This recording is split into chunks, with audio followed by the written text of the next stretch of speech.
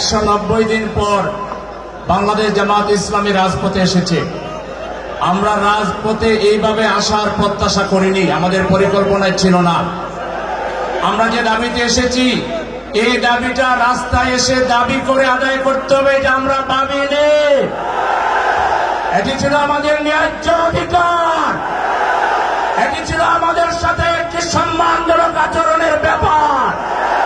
বর্তমান রাষ্ট্রে যারা আছেন তারা যে কোনো কারণে এখন পর্যন্ত ব্যর্থ হয়েছেন। যে রায়ের বিরুদ্ধে আন্তর্জাতিক সকল মানবাধিকার সংগঠন বলেছে এটা কোনো বিচার হয়নি, ক্যাঙ্গারু কোর্ট ছিল। আজকে ব্রিটেনের সর্বোচ্চ আদালত বলেছে এটা জোট সাজসে এখানে বিচার করা হয়েছে, ন্যায় বিচার বলুণ্ঠিত হয়েছে। এরপর তো এই সব কোন মামলাই থাকার কথা ছিল না, আমাদেরকে দাবি জানানোর কথা ছিল না।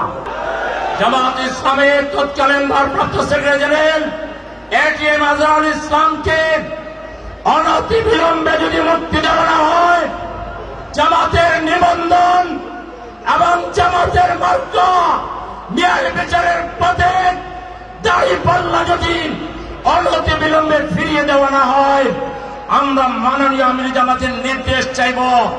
আপনি যদি বলেন প্রতিদিন সকালে একবার বিকালে একবার ঢাকার 130টা প্রশাসনিক ওয়ার্ডে আমরা মিছিল করব, বিক্ষোভ করব, ঢাকাকে উচ্চারণ করে দেব।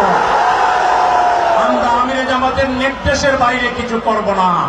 আমির জামাতের কাছে আমরা কর্মসূচি চাই, আর যদি কর্মসূচি আপনারা আমাদেরকে যদি দিতে না চান, তাহলে সময়কে বন্যা করে 3টা দাবি পূরণ করবেন।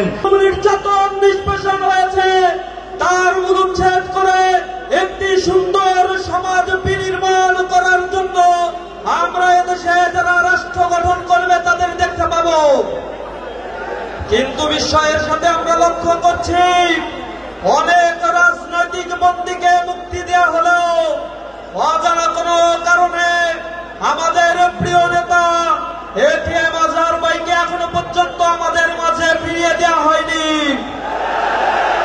আমরা সরকারের উপদেষ্টাদের বলতে চাই, আমাদের হৃদয়ের ভাষা আর চোখের ভাষা যদি বুঝতে না পারো, তাহলে যে ভাষা দিয়ে এটিএম আজহার ভাইকে আমাদের মাঝে ফিরিয়ে আনা দরকার, আমরা সেই কঠোর কর্মসূচি ছাত্র জনতাকে সাথে নিয়ে রাজপথে করব ইনশাআল্লাহ।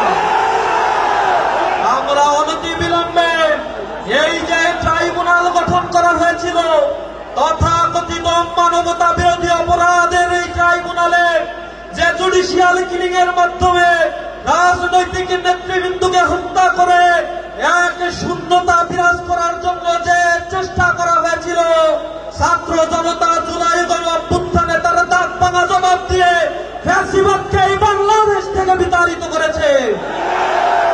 আমরা এই জুলুম নির্যাতনের নিষ্পেষণে যারা কারাগারে ছিল তাদের সকলের মুক্তি দাবি করেছি। আমরা সহনশীল রাজনীতি এবং আইনের প্রতি শ্রদ্ধাশীল